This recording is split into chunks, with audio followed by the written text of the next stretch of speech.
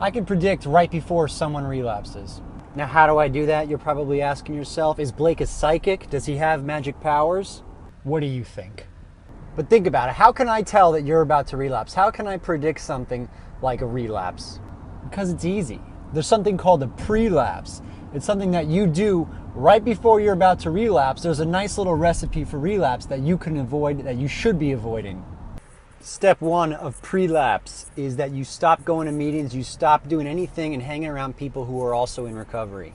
I know for me, my meetings are my medicine, so I need to be around other people in recovery and go to my meetings to remind myself that yes, I am an addict, yes, I'm an alcoholic.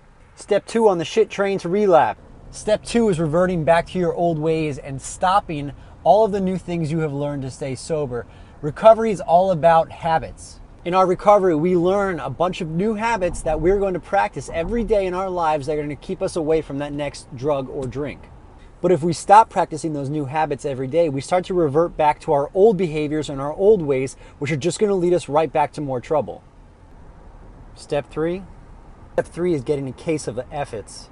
By the way, the F stands for a word that rhymes with duck. I'm trying not to say it on here. My mom might be watching. If you aren't working towards a better life and making progress daily, you're just going to say F it. You're going to be so miserable that you're not going to want to be in recovery anymore and you don't even care. And all you can think of doing is getting high. It's a simple recipe for relapse. It's not rocket science. But by knowing that there's a recipe for relapse and that you are in steps 1, 2, or 3, you could stop yourself from relapsing and do something about it. You don't have to get that case of the F-its. You don't have to relapse. So if you do something about it in between there, I guarantee you could save yourself a world of trouble.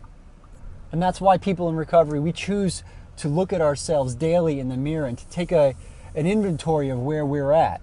So that way, if we're starting to slip into a relapse, we can do something about it before it happens because we know what comes with a relapse. Jails, institutions, or death.